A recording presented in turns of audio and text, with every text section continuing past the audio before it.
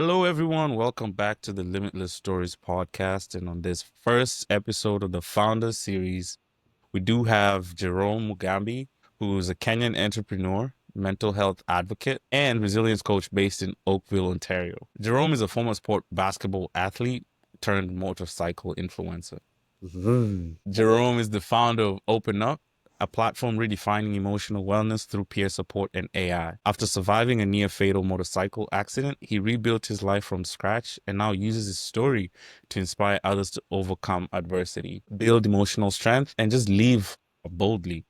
Whether he's coaching, riding across Canada, or helping startups to scale, Jerome lives by one mantra. And his mantra for the day is turn pain into purpose. Welcome, everyone. Jerome, we appreciate you for coming through. How you doing, my man? I'm doing good, man. Thanks for having me. I'm excited to be here, excited to get into it and chat today.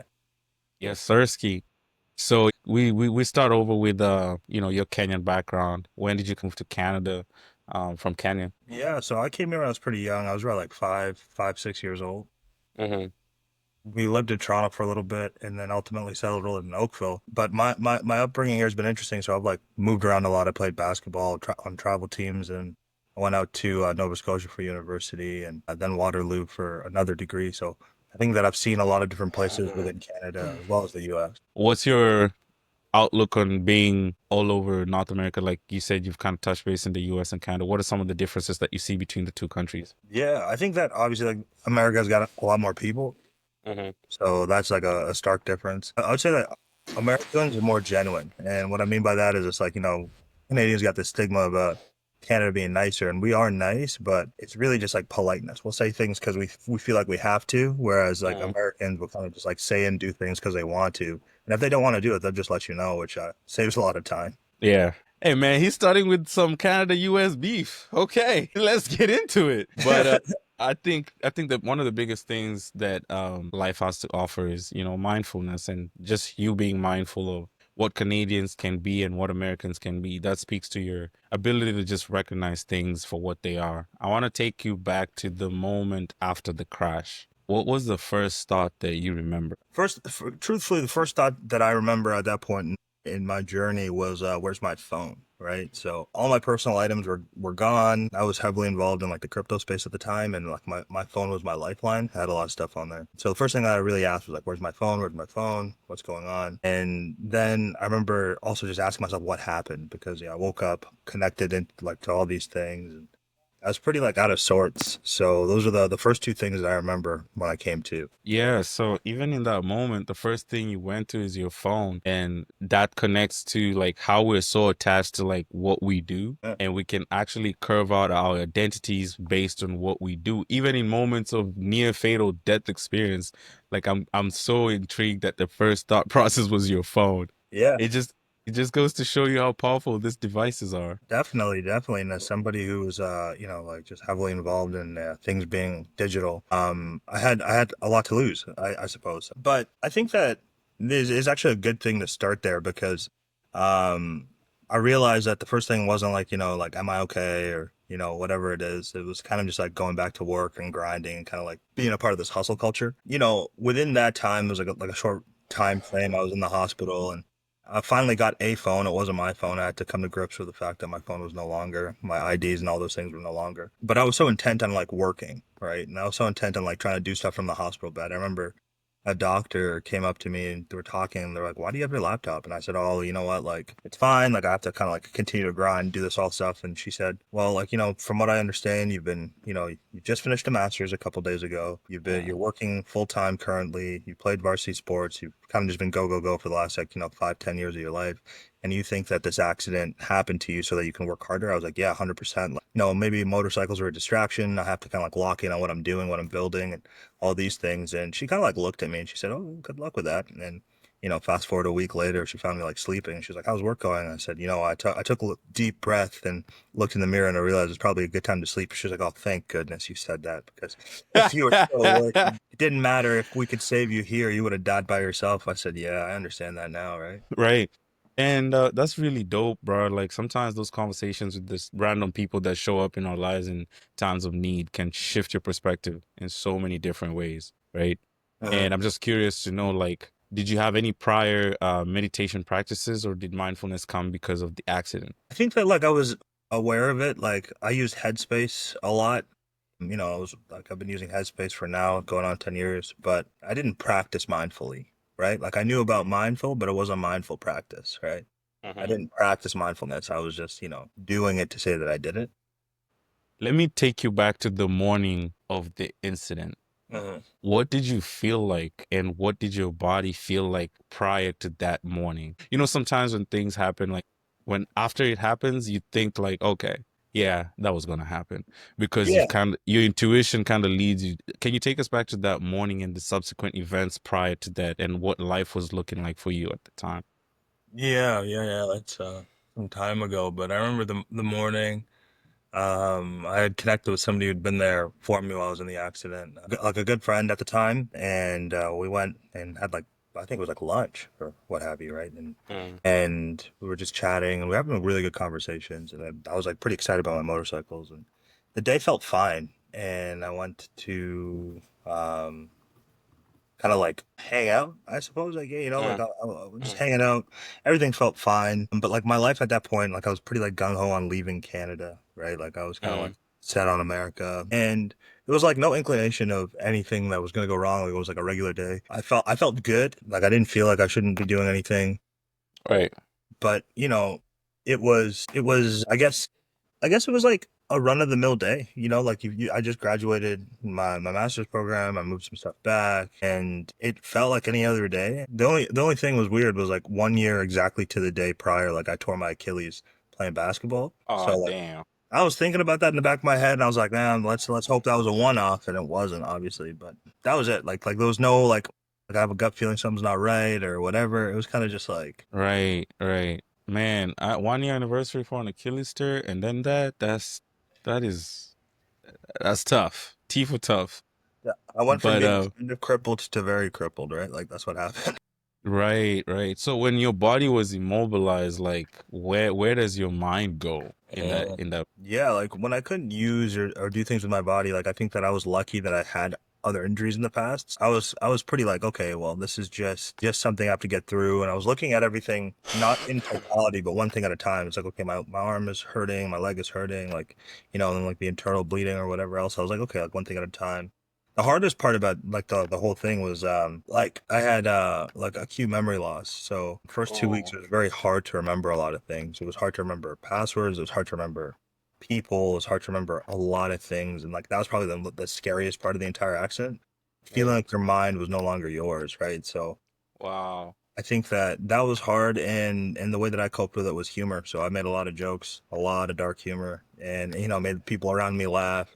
Like Yeah. there was one point, honestly, very very quickly, they were asking me about the accident, and I just didn't know. After came in, she was just like, yeah, we're just trying to fill out this report. Like, do you know how fast you're going? And I looked at her and said, well, obviously not fast enough. I'm still here. And her face Hmm. just like she was like, oh my God. I'm like, I'm kidding. I'm just joking. I don't remember. Like, I'm just making light of a terrible situation. So that's Yeah. kind of where my mind was at. It was like, make people laugh, use humor as a band-aid, and try and remember. And still to this day, I couldn't tell you exactly what happened between the time like I got in an accident till maybe like with definitive certainty, like the first 2 or 3 days, because that was just people telling me what was happening. Like you're just getting feedback from other Yeah. people and then trying to connect the pieces. Uh-huh. That's kind of scary too, because you don't really know what happened, right? Right. And man, I think there's a lot to be said about just the resiliency of like an Achilles tear and then to this and then using humor. It just speaks to your personality and character. Not always taking life too seriously, but also understanding your role and how Uh-huh. you impact other people, which we'll kind of touch base into as we go into open up the platform that you're building. What got you into like riding and motorcycling? What sparked that interest? How did that start? Yeah, this is it's yeah, so Look at your face getting lit. yeah, so it's there's like a good portion to it, a little bit somber, but there's also some good. But always like bikes. Since I was a kid, bikes have been the thing that I like. So I had like little like motorized like a mini bike when I was growing up, like when I was in Kenya, like a little type thing. Obviously my mom didn't like it, so that was short lived. I had a great uncle, gave me one of those. They never And do. then No, never. And then here, bicycles, and I rode bikes a lot and longboards, anything with wheels, really. It was just kind of like something I loved to do. Yeah. Obviously, like the most logical progression at some point in time is motorcycles. So I put it on pause when I was playing basketball, and I would say like halfway through university, I had a friend. Him and I talked about getting our license together and getting bikes, and we're like down. And he was a little bit ahead of me, so he went out and got his license and got a bike. And he was like, "Yeah." And we were supposed to like kind of do the stuff together. And I think he had had his bike for a little bit of time, and he unfortunately passed away pretty soon. Like, Damn. very soon. Like, Sorry to hear that. thank you. I appreciate it. So like the memorial was about a week ago, but like the plan was to get a bike then, and I put it on pause for a while, and COVID happened, and I said, screw it, man. Like I'm just gonna get a bike. Like I'm gonna just do it. I rode a little bit of like dirt bikes and other things as a kid, but I was like, I want to ride on the road. And at that point, it was I graduated my master's, kind of said I go on a gift for myself type thing, right? So Right. Right. after the graduation, I got the motorcycle I crashed on. But prior to that, I got my license. I had another motorcycle and, just learned how to ride it and all those things. And I started just really falling in love with the community and the people and just like the ability to travel. And because I was living in Waterloo, and for people who don't know, like Waterloo is about an hour and change from Toronto, like it was just efficient. I was like, we could just ride the bike. It's cheaper on gas, Right. Right. summertime, whatever. So I just liked it and it was really fun. But yeah, that's really what got me into it. That's dope. I mean, there's a little bit of the somber story about your friend, and that's kind of sad. Rest in peace, his soul. But I think you found something in writing that, a lot of us look for in so many different ways.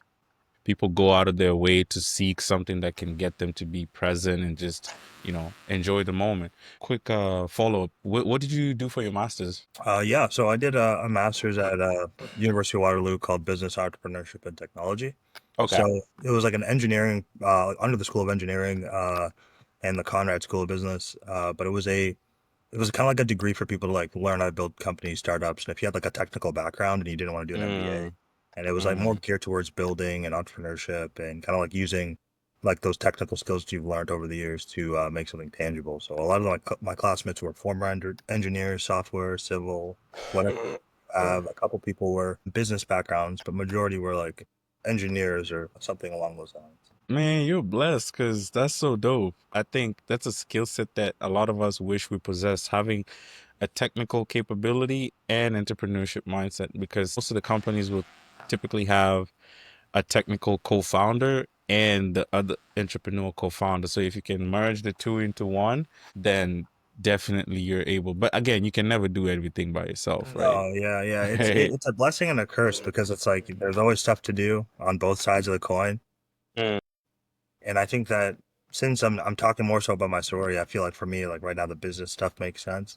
So I'm trying to like gear myself to there. But obviously, I got my hands dirty. I got a couple things being built. But if I had another person who was like purely technical, it would definitely accelerate things. I can move a little quicker. Right. Okay. Yeah, that makes a lot of sense. And that, takes two, or it takes a village to raise a kid. So I think it's so important to immerse yourself into the world where you foster collaboration and Mm, allow people to come into your world to kind of uplift you or get you to that next level. yeah. What got you interested in entrepreneurship? When did that kind of spark out? I was probably like 9 years old. So I would say that entrepreneurship, I wouldn't say overtly came from necessity, but I would say that like I wanted to be self-efficient, right? Like I was like, Right. the idea of clocking hours, and I think my friends got paper routes. And I was like, okay, like, and I was thinking about doing the same thing, but I got really big into like games and handheld devices, so PlayStation portables, iPod, Right. what have you. And I got into like jailbreaking, providing people the ability to like stream, get free movies and stuff. I I gotta keep my Wi-Fi password away from you, is what I'm hearing. So it's like, I got a lot of people who were like super interested, and I was like, you know what, like maybe just sell it. So I started like telling my friends, hey, like you want games instead of asking your mom or spending your birthday money on, a $70 game. I was like, give me $50, I'll give you 10 games and a memory card. And they're like, yeah, yeah, yeah, sure.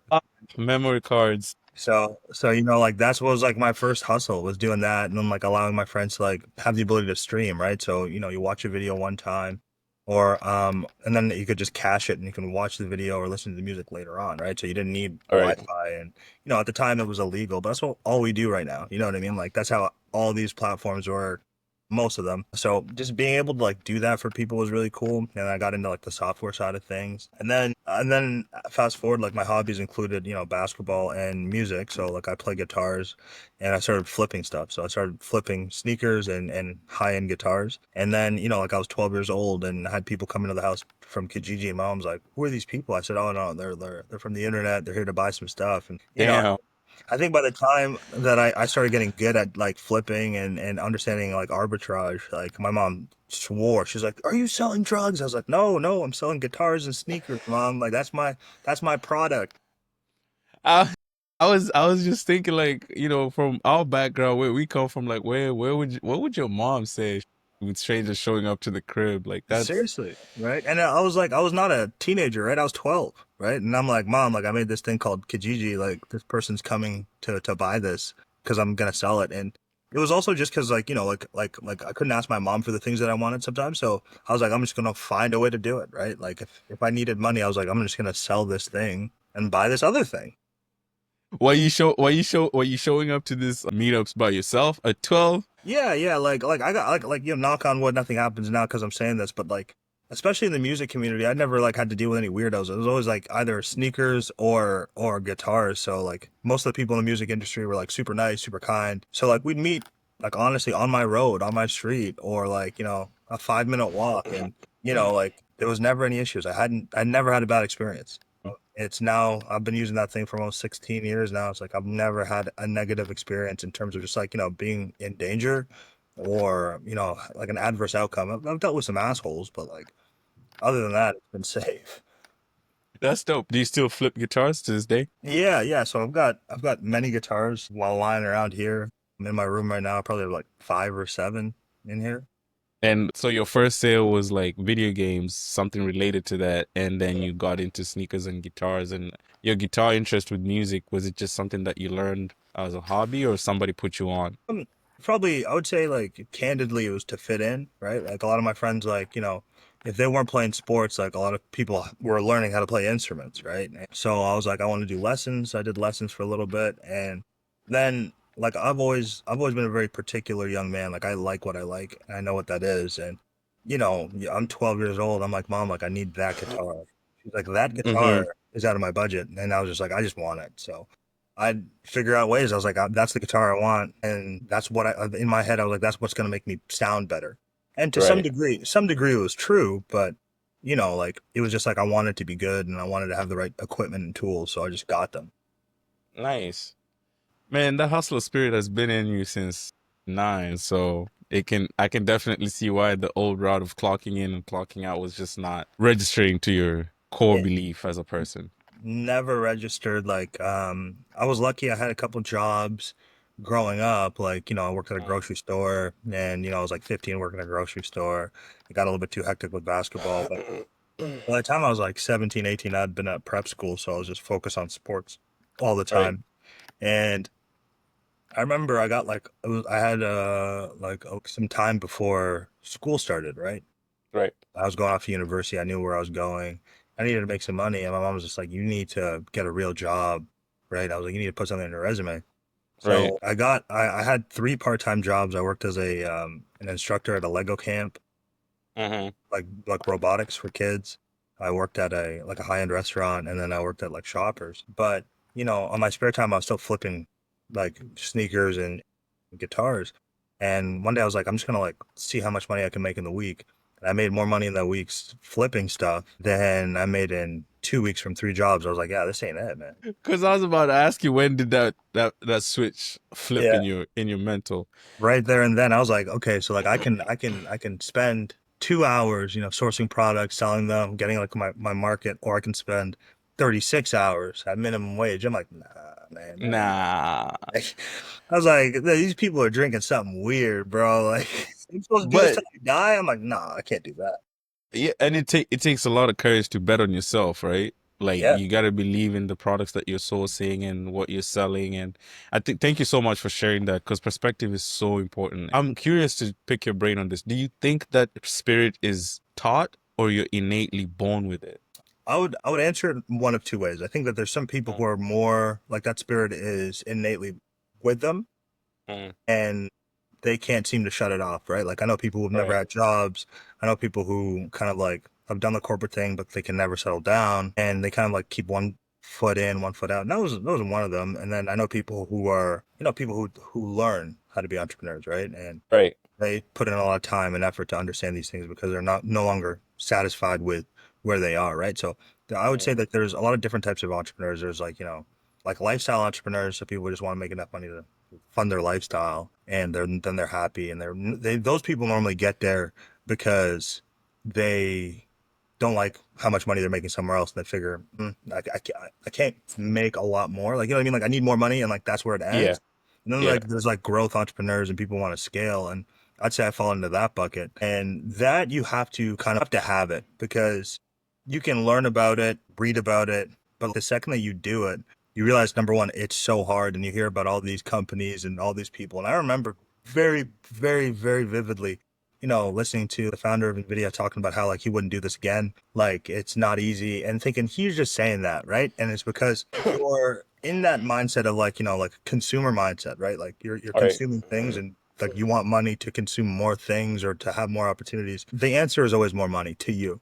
When you shift to being like a producer, you realize how hard it is to make people care about what you're selling, right? And it doesn't Mm. matter how much money comes from it, you're always wanting to kind of like get more people involved, and like that's a very hard thing to do, right? Right. So I would say that, depending on what level of entrepreneurship it is, like some people are born with it, other people can learn it, but if you're trying to Right. do something at a big scale, like that's just given to you by God, because like if you had the choice, I wouldn't recommend it. Oh, now you're talking like the NVIDIA CEO. It's Oh, won't true. you look at that? But out of curiosity, like you kind of outlined two types. It was a lifestyle, people who just want to fund money, who want to use entrepreneurship to fund money.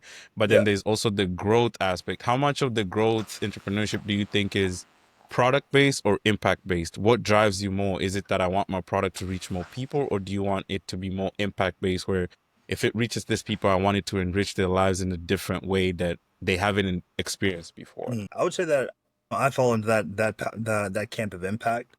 Mm. And it's just something that I've learned recently. And it's because after my accident, like prior to that, I was working in like fintech, and I had a fintech startup, and I was doing stuff in like that realm. So ROI and money was kind of like the goal on an entrepreneurial level. Right. But after my accident, I tried to go back to it, and I had no desire. I was like, I don't care about this, right? Like, I don't care that this makes money. And I told one of my co-founders, I was just like from a previous vendor, like my business partner, I said, listen, man, I have to try something else because I just don't care about the fact that the only reason you want to build this is because it makes money. It doesn't matter to me, right? Right. And Right. it's not like I had all this money to my name. It's not like anything. I was starting from ground zero, but I realized that what really enriches my life is having conversations, helping people, and making a Mhm. difference. So I said, if I'm going to do anything, those are top of mind. And that's what makes this journey worth it, sorry, because it is hard. But if I have impact at the center of what I'm doing, helping people at the center of what I'm doing, and that mindset shift makes the hard days a little bit easier. Right. Right. Yeah, I think when you turn inward and look at it from like a metric standpoint, purpose will always defeat everything else. Like you're Yeah. so pushed to it, especially if you're wired with the entrepreneurial spirit. It's such a key component to like keep you going, as you said. It's very important to do that. And again, as founders, I know you can get busy and you can get tough, and you said you wouldn't recommend, but I want to transition to like, how do you keep your mind sane when it comes to like just having a good time playing around? When was the last time that you played? Not basketball, not the guitar, not anything that is one of your hobbies, but the last time that you immersed yourself in an activity that just completely took you away from your day-to-day thinking.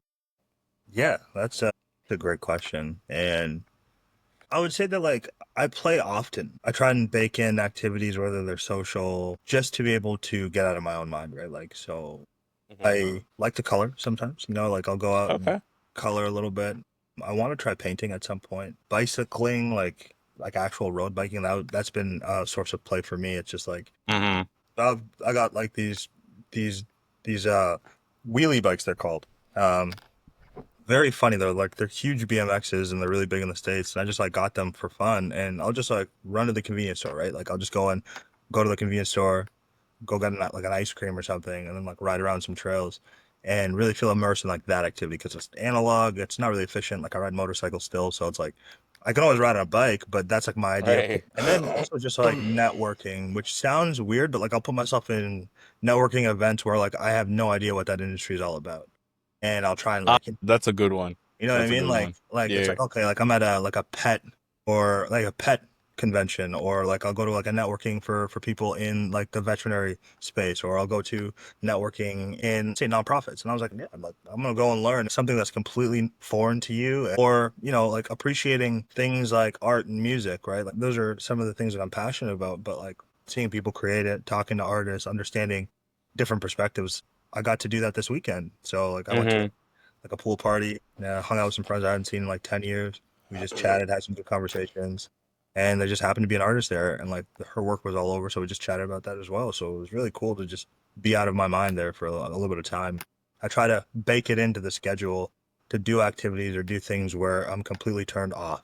Like stop. Right, right. Yeah, we're constantly put in a loop of external stimulation, so it's very easy to get lost in the sauce of social media or whatever it is that consumes so much of your energy. And sometimes you're exposed to things that you don't even want to expose yourself to. So it's good that you get out of your comfort zone to go expose yourself to these things in real life, right? Because a lot of us have like this social currency in the online world, but then do you have the people skills to actually talk to people when you go to a Yeah. networking event?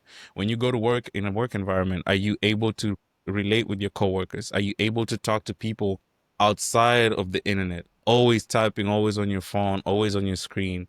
You know, Uh-huh. I feel like that's kind of like a skill set that is going to be very beneficial in the future. The more we withdraw the social norms from real life to online world, Uh-huh. because I just think a lot of people are lost in that sauce, and it's so important to remind yourself to always go in spaces that actually have human beings, not just Definitely. necessarily like bots and like online friends. So that's good for you. Yeah. I think that you hit the nail on the head, and I'll just take it one step further, especially with all this AI and the ability to manufacture connection, manufacture conversation or Mm-hmm. opinion.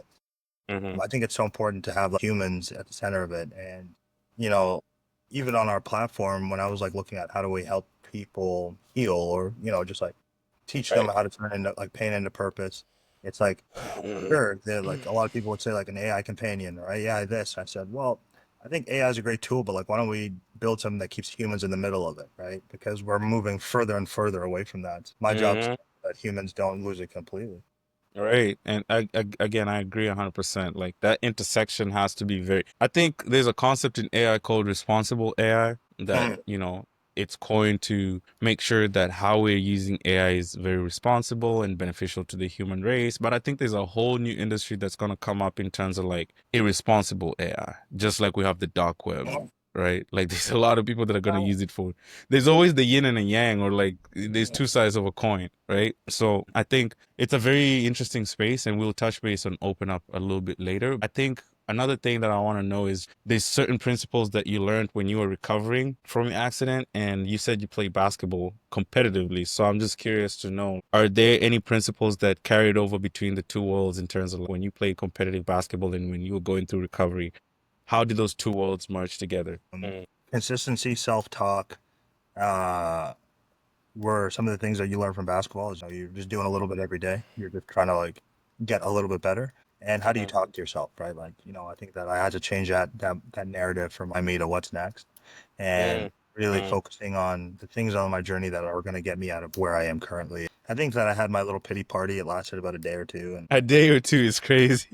like it really was like that. And like I remember it was like I apologized to my mother, I apologized to my sister, and like you know it's really important because I learned about myself. I was like I felt like I had let them down, right? Like I wasn't apologizing because I was injured, and my pity party wasn't like my life sucks. It was like I let the people around me down, and I'm not able to be myself, so therefore I'm a failure, right? Like because these people are Right. counting on me, Right. and I felt bad for myself, right? And that's why instantly my mindset was I got to get back to where I'm at so that I can help other people. I Hmm. thought that was working and finance and this, that, and the next. But once I had the ability to just say, hey, like, it's not about them, it's about you.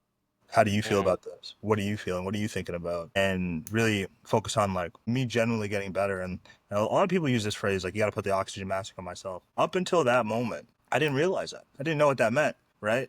And it took me I getting like that. I like that. You know what I mean? To realize, hey, I need to take care of me right now. Like, it's not about my mom. It's not about my sisters. It's not about, like my friends and the people in my life. It's about you. Like, I was like, and it's okay. And, in order to accept that was hard. But then I realized, like, similar with basketball, it doesn't matter what other people are doing. It doesn't matter what other people think.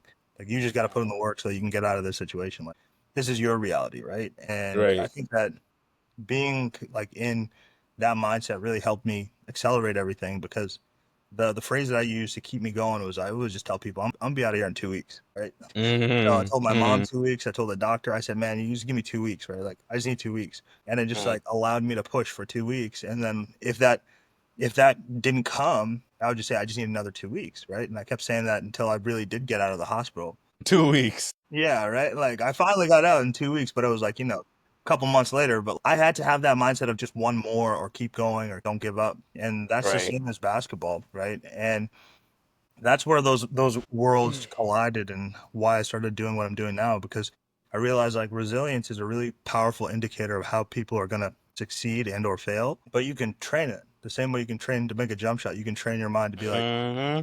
this stuff isn't going well, but like you gotta stay positive. You gotta stay like you gotta stay the course. Like you wanna Mm-hmm. quit, but you can keep going, like keep going. And it pays testimony like every single time I do it. Bro, spot on, man. Like I try to live by that as well. I mean, first things first, the inner voice, as you said, that voice that, converses with you on a day to day. How do you talk to yourself when you first wake up, Mhm. right? That can impact the trajectory of your day significantly.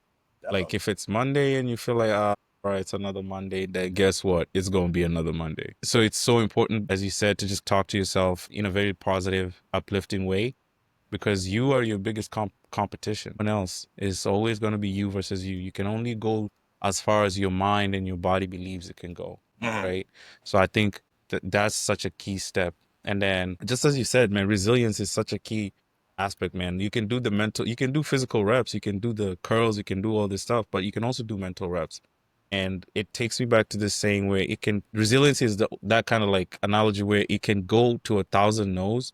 It could take up to 1,000 no's, and then that one yes is definitely going to shift the trajectory of your life. And that's the concept, is just keeping going, even showing up when you don't see the bigger picture for what it is.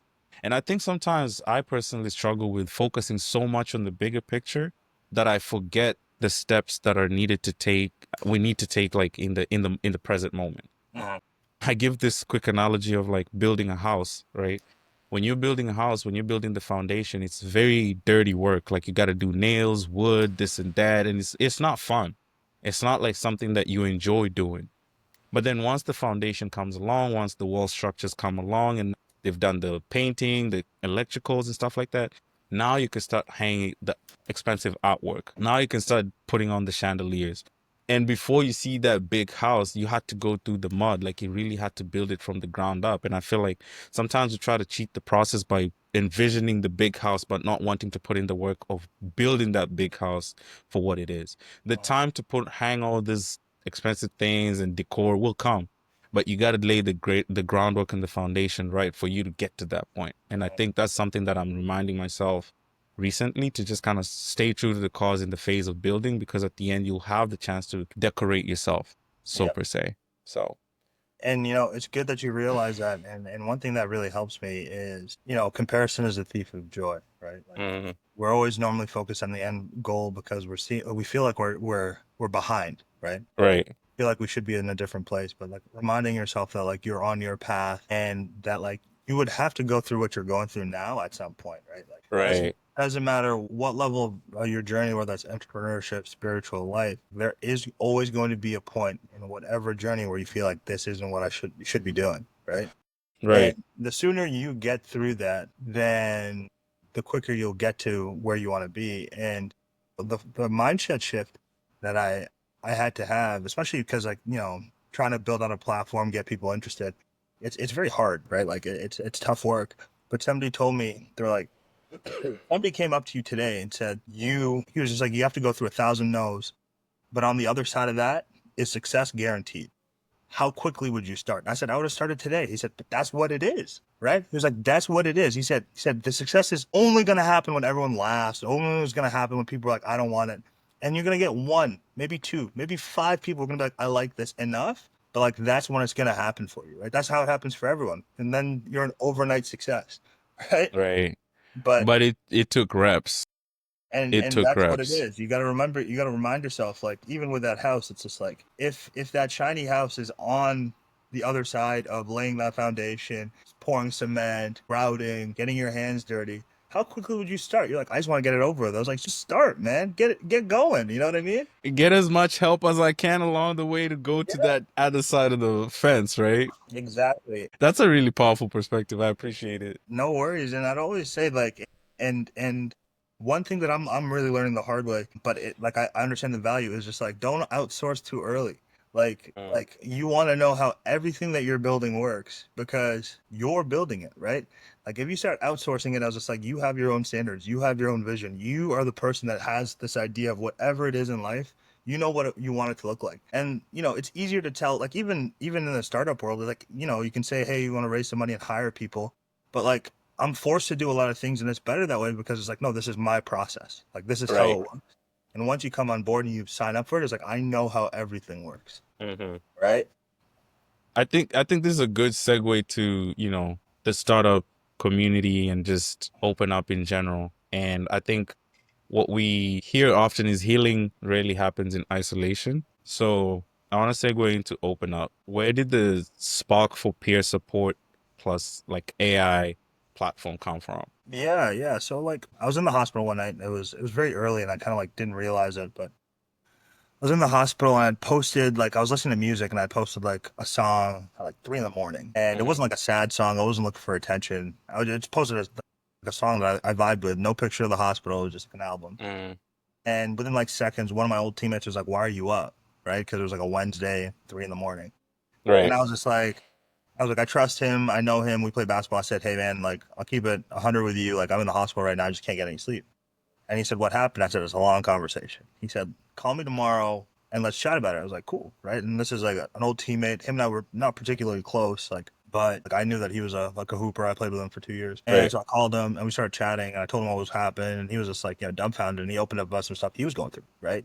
Right. And it was like pretty heavy stuff the same way. And it was just like, what are the chances we're going through something kind of similar that's life changing? But we had no idea, right? But what helped me was the fact that I knew that he was an athlete. I knew that he knew what it was like to get to the top of yourself physically and be Mm, awarded opportunities. And he knew what it was like to have that all stripped away. So the conversation was really authentic. And I didn't think much of it. Over the last couple of years, we've grown really close as friends. But mhm. what happened was really interesting. Is like I did therapy, I did all that stuff, and it helped me. But like I still found myself in crisis, or even like in feeling a little bit stuck. Like he would be who I'd want to talk to, or other people who kind of had been through similar situations. Mm, And at first, when I started like going back to the startup world, I was looking at AI and finance, and then I was just like, you know what? I was like that aha moment where I was just like, yo, this person gets it. I was like, I must not be the only one who feels like they want to talk to somebody that way. And then once I started asking people, they're like, yeah, man, like you have no idea. Like, like I was trying to find like, high performance coaching or military this or sports that. It just doesn't exist. And I was like, wait a second. Like I got an idea. And it was in that moment where I started realizing like other people who are in the subset of humans where like they associate with like high performance or kind of like holding themselves to a higher standard. They want to talk right. to other people who hold themselves to that standard, right? Because they understand the work that it takes to get to where they want to be or where they're going. Right. Right. That's such a profound epiphany, especially in that moment. And I think a lot of our epiphanies tend to come when we're going through pain. That's my personal experience. Like Yeah, there are epiphanies that come in moments of joy. Like for example, if you're on vacation and you have the aha moment of like, damn, this could actually be my lifestyle. yeah, Typically it's wishful thinking in that moment, but it yeah, can propel you to get to a different level when it comes to how you want to think about life in general. So I think, yeah, epiphanies the ones that come from pain are more profound, just because it's a lot to come out of a dark place, as you yeah, said. And it's good that you found someone who understood you for the person that you are, because at the end of the day, we're all looking for acceptance in that community feel, finding people who will see us for who we are without like the mask of what we do or who we are in terms of social currency or whatever the case may be. So I'm really glad that that kind of like sparked an idea that you're actively working on. But curious to know, because you said you did therapy and this and that and just felt like it didn't work. what gap did you see in traditional therapy or support circles that made you feel like maybe Yeah, this is like not for me? I think that like there's a I think that there's a place for therapy. I think that like therapy is like in certain circumstances very needed, right? Mm-hmm. But like what I learned was like you don't need the clinical stuff. You just need to talk to somebody who understands. Mm, And for me, I found myself explaining to said like my therapist what was going on in my life to get to me to that point and talking about the past, not so much talking about the future, right? Like it was like, do these activities, let's touch upon that. And like we're building the story. mm, And it got to a point where I was like, I'm ready to run. You know what I mean? Like right. I'm ready to do the things. I'm ready to move forward. Like I'm ready to like, if we're gonna like, it's to keep going. Mm, And I think that like for me, that's when I realized I was like, that's not how therapy is kind of like that's not the whole business model of therapy. The whole business model of therapy is keep people coming back. Let's talk about emotions. Let's talk about your childhood. Let's talk about like, why you are the way you are. And that's great. And, learning about how we can change ourselves in little ways to keep going is awesome. And talking to people who are informed is great. But what I felt was missing was like, I want the next step. Like, I want to feel like the next thing. And the way that I look at even open up is kind of like going to the gym, right? You can do a 6 week boot camp. You can do like a 90-day challenge. You can do that and you can feel really good at the end of it. And it doesn't mean that before that you weren't feeling good. It doesn't mean that before that like you weren't living with purpose. But mm-hmm. it might be just what you need to kickstart a new lifestyle. It might be what you need to kickstart a new era of something. And the Right. whole idea of the platform is to be preventative, not crisis response, right? We want to be the point where we teach people how to deal with certain things. We teach people that, regardless of what you look like, what you do for work, like there's other people out there who gone through some tough times and it's okay. And you can talk to them and you can kind of like push through it. And, life will keep on going. Right. And I think, bro, there's a niche for everything and everyone, right? Just Yeah. because therapy works for certain people. And I don't even want to open up the can of worms where I could merge therapy and the pharmaceutical industry because I might get, you Canceled. know, yeah. But I think preventative measures are things that we need more in society as opposed to like the crisis. When you enter crisis, now you're in desperation, Mhm, right? Like you're seeking anything and anyone to stop the pain, to mhm. stop the bleeding, right? And sometimes you don't necessarily have to get to that point. So I think open up is a great start to that avenue, and I'm really happy that you kind of found this niche for yourself and the people around you coming from a personal standpoint. So Yeah, thank you, man. I appreciate yeah. it. I was at the right place at the right time.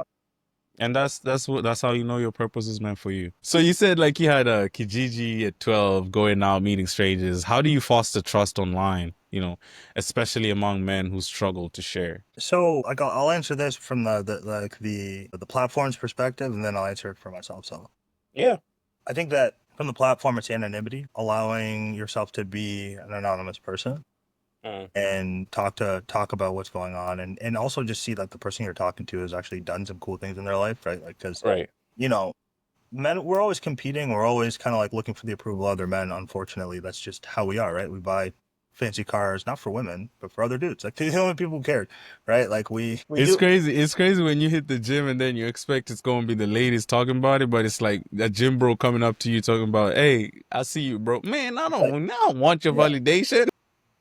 dude, it's the craziest thing. It's just like that's what we're looking for. So like using that part of like the male psyche to be like that guy makes $100 million a year, and he'll talk to you about the fact that he's going through a tough time. It's like, wait, really? That guy, right? So like you can hide behind the screen, and you can hide behind like the fact that you don't want to like let people know you're struggling. But when you're having a mentor, and like the way that the platform works, so we match you with mentors. It's like you can see somebody like is a little bit ahead of you, and you can be like, I want to be there, and it's okay that we're having this conversation because like this Mm, person knows, right? right. At 12, I had already like started learning about like I mean the dark web and good people out there, bad people out there, censorship, blah blah blah. But like the crypto community is all about trust, right? Like so when I stumbled upon what year is that? I was a little bit older. I was probably like 15 when I stumbled upon like crypto itself, 16, like for the first time, just understanding about it. But the whole idea is trust. Like it's a trust network. Everyone has a it works because everyone trusts each other, and like that's how Kijiji is supposed to work. Mm, And like, that's what I went into it. And I've only had those experiences. Like there was one time, don't get me wrong, in high school, in high school where I got scammed for a laptop. It was a really elaborate scam. Like it was like I mean that's the only time that something like went They awry. got you. They They got me. got you. And, like this I bought two items from this guy who's a real dude, and then like we had a relationship, and he was like, "Hey man, like I got some like MacBooks, or like I got two MacBooks. I thought I'd reach out because you bought these two other things for me. Like let me know if you're interested." I was like, "Yeah, bro. Like I came to your house. We like you're a cool dude. Like I was like, how much are they?" He's like, "Oh, like there's a discount on them, but like I can get you like a MacBook for it was like what like 1,500 bucks or 1,200 or something. Like it was like a MacBook Pro, and at the time like a new one was like 2,500 or 23 or whatever." And so I Right. was like, yeah, I'll send you like 800 and whatever, and I'll get the rest on pickup. He goes, dope, man, awesome, thanks. Like I'll hold them for you. Sent him Hmm. my money. Never heard from him again. Right. Hey, So he set me up. Like he set me up. Like it was a three-part play. Like the first two, I got the items. He was like, all right, man. Like I can lose a little change here, but like I know I'm gonna get this guy. I didn't think that far ahead, man. I was like, yo, this guy was good. don't But kill me. it was a three-part play, but that's the only time I got set up like that. And hats off to that guy because he really had me on the ropes. I was like, yeah, that guy's my friend. He wouldn't do that. But you know what he did by the first two plays? It was he built trust. He basically built trust. He gave you the products, he gave you the availability of, he can show up on time and deliver the goods. And he got you. Got me, man. Sometimes you get got. Yeah, That's yeah. that's just what it is. I messaged him like a couple years later, like, cause I still had his contact. I say, hey man, not sure if this is still your same number. I was like, I just want to know why. He goes, dude, I was in a really bad way. Like, I'm still going through it. I said, you could have just asked. You know what I mean? Like, like you were nice enough that if I could have helped, I would. He's like, yeah, I guess, but yeah, Crafting resumes that look the same, crafting content that look the same. And, everyone is using it for the same things. And there's a lack of authenticity that's starting to show. How do you balance that? And what's your take on like how that's going to be impacted in the future, the more we transition towards like automation? yeah, that's a great question. I think that we're in an age where your voice, your story, and you have to shine through. Like people are backing people, not brands.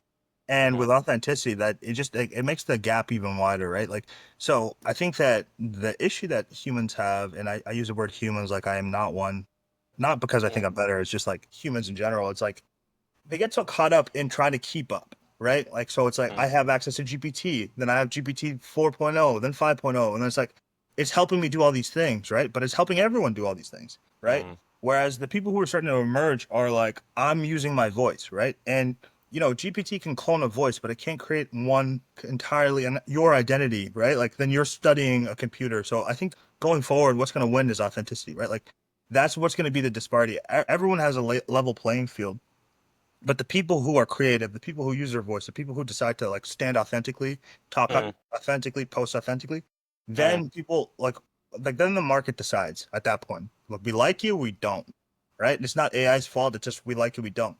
Up until like now, everyone's trying to be the standard, but like the standard that people were judged on now is becoming so narrow. Everyone can be there. So like it's the outliers and the people who are actually being authentic, using their voice, applying in non-traditional ways that will be noticed, right? Like if you have everyone junking uh resumes because of like the same Taylor scheme, it's like make a resume and a video, like call somebody, call it, you know what I'm saying? Like Right. do something Right. different. Do something that AI can't replicate. Like it can replicate words on paper, but it's like, can it replicate your stories, your voice, and how you deliver them? Probably not. Let me question you on that because there's the development of agentic AIs, which uses you can technically use the data on your personal data to craft an agent that can literally do the things that you want it to do using your voice or your cachet. What's your opinion on that? Because that can breed some level of authenticity with like an amplifier, which is like AI. Yeah, and I think that's fine. But like again, they would be having to come back to like I'll use myself as an example, like coming back to Jerome and his voice, his story, right? Not my AI. It's still me behind it, and I think that's okay. And I've been playing around with it. Like I use AI and like trying to make agentic agents. But even when I post online, like I've started to not run it through for all the verbal stuff. I was like, I'll spend the extra 30 seconds to just post what I'm thinking and just see where it hits. Right. Right. And I think that's the authenticity part.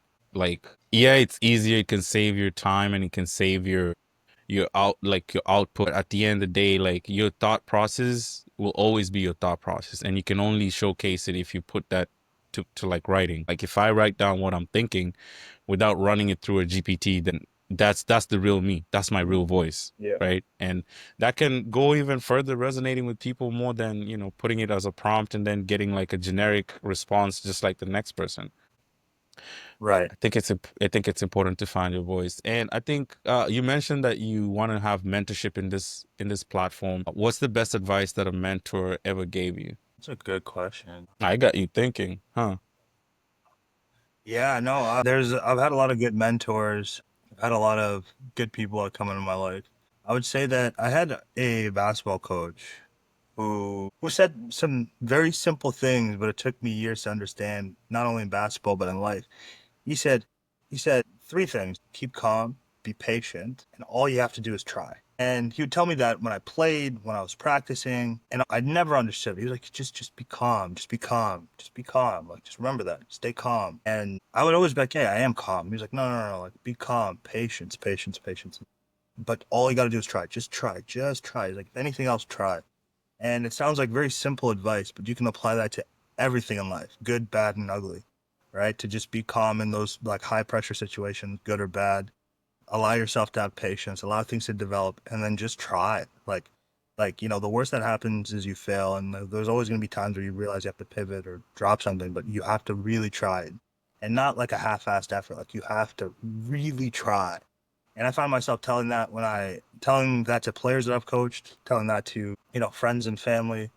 But I'd say that's probably the best piece of advice that a mentor's ever given. I resonate. I agree with that, bro. Like, I think for me, one of the biggest things I'm learning or I've learned over the years is just stay calm under moments of pressure. Like, there's a profound feeling that you get as a person when nothing really shakes you to the point where you can see things clear. It doesn't mean that you're not challenged to respond. It just means you're internally in tune with yourself to the point where nothing will really take you off your center. Like, you could just stay calm in moments of pressure because that can allow you to make decisions that are life changing, because sometimes all it takes is to just a moment of rushness and your life switches completely to like a different direction. So I think you're spot on in saying keep calm, be patient, and just try. I think that was really solid advice that I can definitely input in my current list of advices that I ask my guests.